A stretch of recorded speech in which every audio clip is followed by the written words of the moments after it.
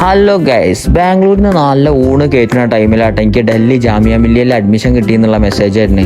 അപ്പൊ തന്നെ ഞാൻ നാട്ടിലുള്ള ഒരു ബസ് ബുക്ക് ചെയ്താണ്ട് നേരെ അതിൽ കയറി ഇരുന്നിട്ടാ. അവിടെ കണ്ട നല്ലൊരു പുതപ്പാണ്ട് എടുത്ത് പൊതിച്ചപ്പോ കണ്ടക്ടർ പറഞ്ഞ ആരോ ഉപയോഗിച്ചാണ്ട് തിരുമ്പാതെ വെച്ചാണ്. അപ്പൊ തന്നെ ഞാനത് ഒഴിവാക്കിട്ടാ. അങ്ങനെ നാട്ടിലെത്തി അപ്പൊ തന്നെ കുറെ ഡോക്യുമെന്റ്സ് ഒക്കെ വാങ്ങാൻ വേണ്ടി കാലിക്കറ്റ് യൂണിവേഴ്സിറ്റിയിൽ എത്തിട്ടാ. ഫസ്റ്റ് കണ്ടപ്പോ ഞാൻ വിചാരിച്ചേ മാവേലി സ്റ്റോറിൽ ഓണത്തിന്റെ അരി വാങ്ങാൻ നിൽക്കുകയാണ്. കാരണം എല്ലാവരുടെ കയ്യിലും സഞ്ചിയൊക്കെ ഉണ്ട്. ഇത്ര വലിയ തിരക്ക് കണ്ടപ്പോൾ എനിക്ക് ആകെ ചൂടായിട്ട് അപ്പൊ ഞാൻ നേരെ പോയാണ്ട് ഒരു സർവത്താണ് കുടിച്ചാണ്ട് ഒന്ന് തണുപ്പിക്കാന്ന് വിചാരിച്ചു. സർവത്ത് കുടിച്ച് വന്നപ്പോ തന്നെ തിരക്ക് കഴിഞ്ഞും ചെയ്ത് സാധനം കൈമ കിട്ടും ചെയ്തു. എന്താണ് മാജിക് സർവത്താവുന്നുണ്ട് അല്ലേ. അങ്ങനെ സർട്ടിഫിക്കറ്റ് ഒക്കെ ഫുള്ള് കിട്ടി നല്ല സന്തോഷമായിട്ട് കോഴിക്കോട് റെയിൽവേ സ്റ്റേഷനിൽ നിന്ന് കൊച്ചിക്ക് പോകാൻ പോകട്ടാ. ട്രെയിനിൽ കയറിയപ്പോൾ ഒരു തന്തപ്പടി വെക്കാണ് നിങ്ങൾ ഇയർഫോൺ ഒക്കെ വെച്ചാണ്ട് ഞാനടക്കം ഈ ഹിന്ദിക്കാരെ ഹെഡ്സെറ്റ് ഉപയോഗിക്കുമ്പോൾ എന്റെ വല്യപ്പന്റെ പ്രായമുള്ള ആള് ഇയർഫോൺ ഒക്കെ വെച്ചാണ്ട് അത് പാട്ടൊക്കെ കേട്ടിരിക്കും. ചിലപ്പോ ആള് ചെറുപ്പത്തിലെ വല്ല യോയോ മച്ചാനൊക്കെ ആവടാ കണ്ടിട്ടൊരു ഗാംഭീര്യമൊക്കെ ഉണ്ട് മുഖത്തിലെ ഒരു നെയ്യപ്പത്തിന്റെ മാതിരിയൊക്കെ ഒരു സാധനം അല്ലേ. പാപ്പനൊക്കെ ഗൾഫ് കൊണ്ടാക്കുമ്പോളെ പുറത്ത് വരെയല്ലേ ഞാൻ വരലുള്ളൂ. ഉള്ളിലേക്ക് ഇപ്പാണ് കയറിയപ്പോൾ എന്തോ നിറയൊക്കെ കൂടിയ മാതിരില്ലേ. ബാഗിലുള്ളതൊക്കെ പുറത്തെടുത്തേക്കണം എന്ന് പറഞ്ഞപ്പോൾ എന്റെ വല്യമ്മ പോകുമ്പോ നന്നായി വാന്ന് പറഞ്ഞാണ് തന്നൊരു കള്ളിത്തുണി ഉണ്ടാ.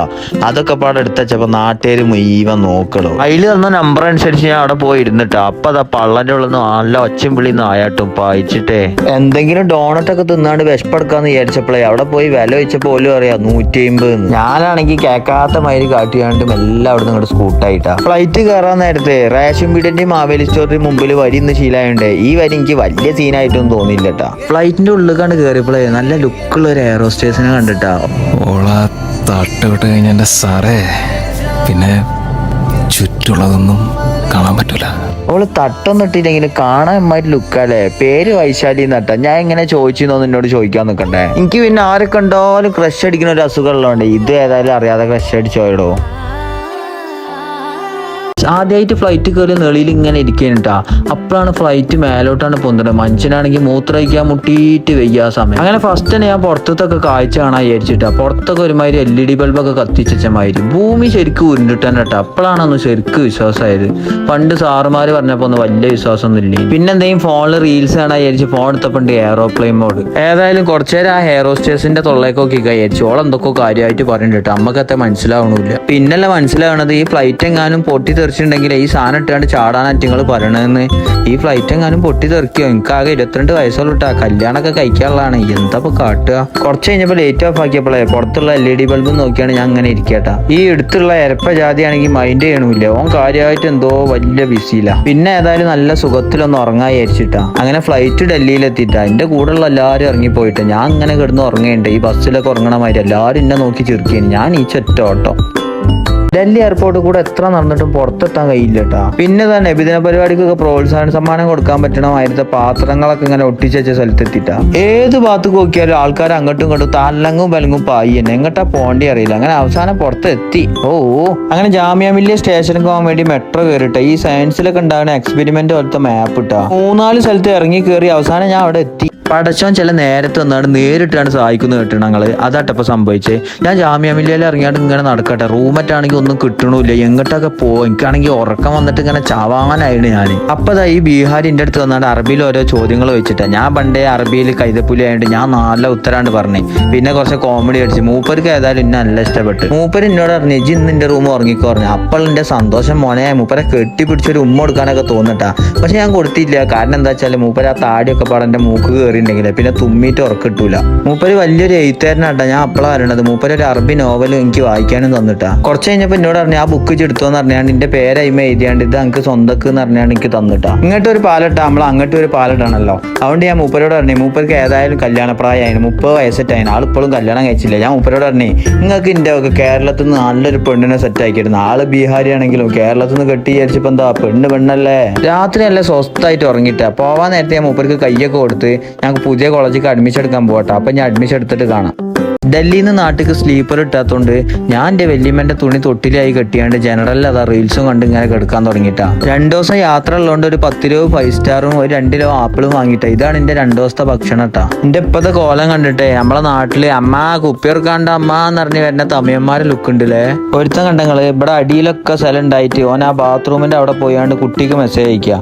ഓൻക്ക് അതിന്റെ മണം ഇങ്ങനെ മൂക്ക് കടിച്ചില്ലെങ്കിൽ എനർജി ഇട്ടൂലാവുന്നുണ്ട്. ഈ സൈഡിൽ നിൽക്കുന്ന ആളെ തല കണ്ടിട്ട് എനിക്ക് പേടിയാടോ. കാരണം എന്റെ തല ഇതേമാതിരി ആവും എന്നൊക്കെ തോന്നുന്നത്. കാരണം എന്റെ കുടുംബക്കാരെ തല മുഴുവൻ അതേമാതിരി. രാവിലെ സൂര്യ ഉദിച്ചാല് പ്രകാശം തലമൊക്കെ അടിച്ച് അപ്പം റിഫ്ലക്ഷൻ അടിക്കും. അങ്ങനത്തെ തല ഞങ്ങളത് മുഴുവൻ. പള്ളേന്ന് പൈക്കുണ്ട് എന്ന് പറഞ്ഞാണ്ട് എന്തെങ്കിലും ഒരു അനൗൺസ്മെന്റ് വരുമ്പോൾ ഞാൻ ആപ്പിൾ എടുത്ത് തിന്നല. കുറച്ച് കഴിഞ്ഞിട്ട് ഒരു 5 സ്റ്റാറും തിന്നും. പല്ലി കുപ്പായിട്ടമായിട്ട് ഈ ചെങ്ങായി ഇതാ ഗെറ്റപ്പിൽ ഇരിക്കണേ. ഇവൻ എന്റെ മാതിരി തൊട്ടിൽ കെട്ടിയാണ്ട് ഒരു തള്ളന്റെ നടുപ്പുറത്തേക്ക് വീണാണ്ട് അവിടെ എല്ലാവരും കൂടി ചവിട്ടി കൂട്ടിയാണ്ട് അടിയൊക്കെ കൊണ്ടുകൊണ്ട് വന്നിരിക്കുകയാണ്. ഇനി ഓൻ വീണ മാതിരി എന്റെ ഈ തൊട്ടിൽ എപ്പോഴാണ് വീകാന്നൊന്നും എനിക്ക് അറിയില്ല കേട്ടാ. ഒരു പ്രതീക്ഷയിൽ ഇങ്ങനെ റീലും കണ്ട് ഇങ്ങനെ ഇരിക്കുക. പഠിച്ചോൻ കാക്കട്ടെ. രാവിലെ ഒരു 7-7 ആയപ്പോഴാട്ടോ ഞാൻ അങ്ങനെ തൊട്ടിലിൽ നിന്ന് നീച്ചു വരുന്നത്. എന്റെ ചുറ്റോടിട്ടാണെങ്കിൽ ഹിന്ദിക്കാരെ കൊണ്ട് കയ്യും കാലും എടുത്തേക്കാൻ വയ്യ. ഒരു സൂചി കുത്താൻ പോലും സ്ഥലമില്ല. അപ്പോഴാണ് എനിക്ക് ഒരു ആൾദൈവമായ ഫീൽ ഇട്ടിട്ടാ. കാരണം എന്താ വെച്ചാല് എന്റെ ഈ തൊട്ടിലിന്റെ അടിയിൽ കൂടെ പോണോലും മുഴുവന്റെ ആ പരിശുദ്ധാക്കപ്പെട്ട സ്ഥലം ഇങ്ങനെ ഉമ്മച്ച് പോണ ഒരു ഫീല്. ഇത്രയും വലിയ തിരക്കിന്റെ അടിയിൽ ഇതൊക്കെ എന്ത് പറഞ്ഞാണ്ട് ഒരു തള്ളത ഒരു ചാക്ക് മുഴുവൻ സാധനം തലയച്ചാണ്ട് ഉള്ളോട്ട് കയറി വരുന്നത്. മിക്കവാറും എന്റെ തൊട്ടിലും കൊണ്ടിട്ട് ആ തള്ള പോകുന്നാട്ട് തോന്നണേ. കുറച്ച് കഴിഞ്ഞപ്പോ ഈ ട്രെയിനിലുള്ള എല്ലാരും കൂടി ഒരു ചെക്കനെ നമ്മൾ ഈ വെള്ളത്തുണിയൊക്കെ കല്ലുമ്മൽ അടിച്ച് തിരുമ്പണമാതിരി അടിച്ച് പൊളിക്കണ്. ഈ ചെങ്ങായിനെ എന്തിനാ എല്ലാരും കൂടി ഇങ്ങനെ തല്ലണെന്ന് ഞാൻ കുറെ നോക്കിയിട്ട് ഈ തൊട്ടിലായോണ്ട് കേറി ഏന്തി നോക്കാനും കഴിയില്ല. അപ്പോ തൊട്ടില് വേറെ ആരെയും തലമ തട്ടിയാണ്ട് ഓല് ബാക്കിൽ നിന്ന് തോണ്ടലും തുടങ്ങി. കുറെ നേരം കഴിഞ്ഞപ്പോഴാട്ടെ കാര്യം പിടിയിട്ടേ. സംഭവം എന്താ വെച്ചാലേ ഇത്രയും വലിയ തിരക്കിന്റെ അടുക്ക് ആരും കാണൂലെന്ന് വിചാരിച്ചിട്ട് ഒരു ഇന്ത്യക്കാരായി നൊലളിക്കുന്ന പെണ്ണിനെ കയറി പിടിച്ചിട്ടാ. ഈ പെണ്ണാണെങ്കിൽ പൊലന്നൊലളി. അതിൽ ചുറ്റോടിട്ടുള്ള എല്ലാവരും ഒന്നാണ്ട് കൊടുത്ത്. പിന്നെ നമുക്ക് ചുറ്റുള്ള ഒന്നും കാണാൻ കഴിഞ്ഞില്ല. ട്രെയിനിലുള്ള 2ാമത്തെ ദിവസം നല്ലൊരു ചായ കൊണ്ട് തുടങ്ങാന്ന് വിചാരിച്ചിട്ടാ ഞാൻ.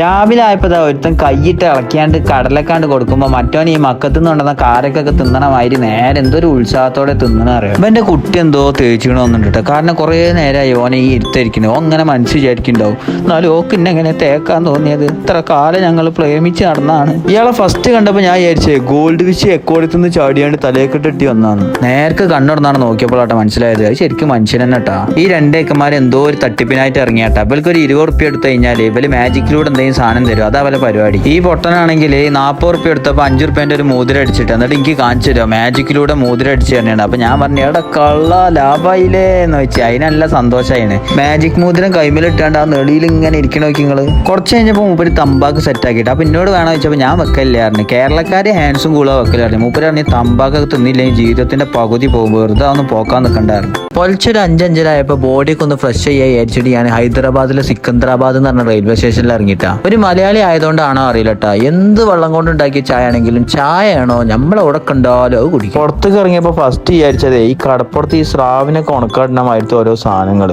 അതും പല പല നിറത്തില് പല പല കളറിൽ ഓരോ പുതപ്പൊക്കെ ആയിട്ട് ഇങ്ങനെ സൂയിച്ച് ഉറങ്ങാൻ അവരെടുത്ത്. ഞാൻ അറിയാതെ ഏതെങ്കിലും ഹോസ്റ്റലിക്കൊക്കെ കയറിയതാണോ എന്ന് സംശയം വന്നപ്പോൾ ഞാൻ എന്നെ തന്നെ ഒന്നും ഉള്ളി ഇല്ല ഇത് റെയിൽവേ സ്റ്റേഷൻ തന്നെ. ഇപ്പം കിടക്കണ നോക്കി നമ്മൾ ഈ മയ്യത്ത് പരിപാലനത്തിന്റെ ക്ലാസ്സിന് ഡെമ്മി ആയി കിടക്കണ മാതിരി. അതിന്റെ അടുക്കത് അവിടെ ഭർത്താവിനെ മെല്ലെ പുതപ്പൊക്കെ ഇട്ടാണ്ട് ഉറക്കിയാണ്ട് ബെസ്റ്റിനോട് சொல்லுന്നുണ്ട് ഈ ചേച്ചി സ്പീഡ് പോസ്റ്റ് അയക്കുന്ന സാധനങ്ങൾ എല്ലാവരും ഉറങ്ങുന്ന സമയത്ത് ഈ ജാതികൾ എറിഞ്ഞ് പൊളിക്കണ നോക്കിയാണ്. ഇങ്ങനെയാണെങ്കിൽ ഇപ്പൊ സാധനം ബാക്കി ഉണ്ടാവോ? ഇവിടെ എന്തോ വെടിവെപ്പ് കഴിഞ്ഞണോ എനിക്ക് ബലമായ സംശയം ഉണ്ട് കേട്ടോ. കാരണം എന്താ വെച്ചാൽ ഓരോരുത്തർ കിടക്കണ നോക്കി നേരെ പോയാണ്ട് വീണമാതിരി ഓരോരുത്തരെ കിടത്താൻ കണ്ടാലും. ഇപ്പൊ റോട്ടുമ്പോ കിടക്കണ നോക്കി നിങ്ങൾ ഈ ചുക്കാമണി ആരെയും അടിച്ചോണ്ട് പോയി അടിച്ചിട്ട് കയ്യോണ്ടൊക്കെ പൊത്തി പിടിച്ചാണ്ട് കിടന്നുറങ്ങണം. എന്താ കെയറിംഗ് അല്ലേ ചെക്കന്. എവിടെ കിടന്നാലും എന്താ അത് പോഞ്ഞാൽ മതി. ഹൈദരാബാദിൽ നിന്ന് ട്രെയിൻ കയറിയപ്പോ കിട്ടിയാട്ടെ ഈ മുതലിനെ കൈമലും കാൽമലൊക്കെ പാടെ കൂട്ടിയിട്ടുണ്ടെങ്കിൽ മൂപ്പനെ മേത്തൊരു 5-8 പവൻ സ്വർണ്ണെങ്കിലും കാണൂട്ടാ. പക്ഷെ എന്നാലും ജനറലി ടിക്കറ്റ് എടുക്കാതെ ആള് കയറിയത്. പെട്ടെന്നാണ് കാണുമ്പോ തന്നെ ഒരു കണ്ടാമൃഗത്തിന്റെ ലുക്കൊക്കെ ഉണ്ടെങ്കിലും കുഞ്ഞു കുട്ടികളെ മനസ്സാട്ടെ ഈ പാവത്തിന്. തലയിൽ ഫുള്ള് കളിമണ്ണാണെങ്കിലും ജീവിതത്തിൽ എന്ത് നേടിയെന്ന് ചോദിക്കുമ്പോ ഈ ഷേപ്പിലുള്ള മീശാണ് പിരിച്ചാണ്ട് കാണിച്ചു കൊടുക്കലാട്ടെ മൂപ്പരെ പതിവ്.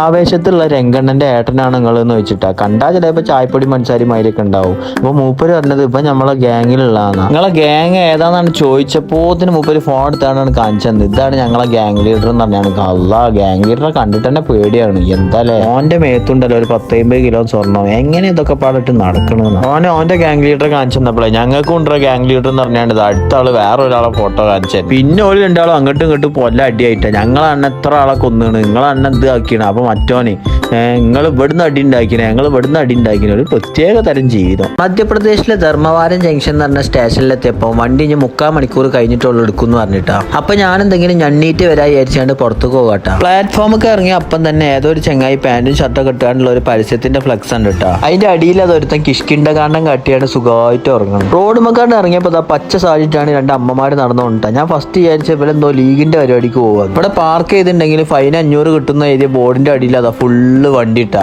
അപ്പൊ ഞാൻ വിചാരിച്ചത് ഒന്നെങ്കിൽ ഇറ്റിങ്ങൾക്ക് വായിക്കാൻ അറിയലുണ്ടാവില്ല, അല്ലെങ്കിൽ ഇറ്റിങ്ങൾക്ക് പൈസക്ക് ഒരു വില ഉണ്ടാവില്ല. രണ്ടിലേതെങ്കിലും ഒന്നാണെന്ന് ഉറപ്പാണ്. ഹോട്ടലിന്റെ ബോർഡിൽ ഒരു മീനാണ്ട് കണ്ടപ്പോ ഞാൻ അവിടെ കയറാൻ വിചാരിച്ചു. പക്ഷെ ആ ഹോട്ടലിൽ ആകെ ഉള്ളത് ഗോതമ്പുണ്ടിയും ചിക്കൻ കറി കേട്ടോ. ഞാൻ പറഞ്ഞു ഞാൻ ജയിൽപ്പുള്ളി ഒന്നുമല്ല, ഈ ഗോതമ്പുണ്ട് ഒന്നാണ് ജീവിക്കുകയാണെന്ന് പറഞ്ഞാണ്ട് അവിടുന്ന് ഇങ്ങോട്ട് ഇറങ്ങി പോകുന്നു. അങ്ങനെ ഞാൻ തിരിച്ച് ട്രെയിനിൽ കയറിയപ്പോത്തിന് എന്തോ അങ്കലവാടി വിട്ട മാതിരി ചെറിയ തവളാപ്പൊട്ടന്റെ മാതിരത്തെ ചെക്കന്മാരെ കൊണ്ട് ട്രെയിൻ നിറഞ്ഞു കേട്ടോ. അതിൽ അവര് തവളാപ്പൊട്ടം എന്റെ അടുത്ത് വന്നിരുന്നാണ്. നമുക്ക് ഇന്നെ നല്ല ഇഷ്ടപ്പെട്ടിണോന്നുണ്ട്. അങ്ങനെ എല്ലാ തവളപ്പൊട്ടന്മാരെയും TTR വന്നാണ് കൊണ്ടുപോയി. കാരണം അറ്റിങ്ങളടുത്തൊന്നും ടിക്കറ്റ് ഇല്ലല്ലോ. ഞാൻ അങ്ങനെ ബാംഗ്ലൂർ തിരിച്ചെത്തിയപ്പോ എന്റെ ചെങ്ങായി എന്നെ റൂമിൽ കൊണ്ടുപോകാൻ വേണ്ടി ഇതാ ഒല കയറ്റി വന്നു കേട്ടാ. റൂമിലെത്തിച്ച് ഇനി നല്ലോണം ഒന്ന് കുളിച്ചിട്ടൊന്ന് സ്വസ്ഥമായിട്ട് ഉറങ്ങണം കേട്ടോ അന്ന് പോയിട്ട്. അപ്പൊ നിങ്ങൾക്ക് എല്ലാവർക്കും എന്റെ 2-3 ദിവസത്തെ വ്ളോഗ് ഇഷ്ടപ്പെട്ടെന്ന് വിചാരിക്കുന്നു കേട്ടോ. എന്നാലും ഒന്ന് ഡൽഹി പോയി വന്നപ്പോത്തിന് എന്തൊക്കെയല്ലേ നടന്നത്. ഞാൻ തന്നെ അത്ഭുതപ്പെട്ടുപോയി.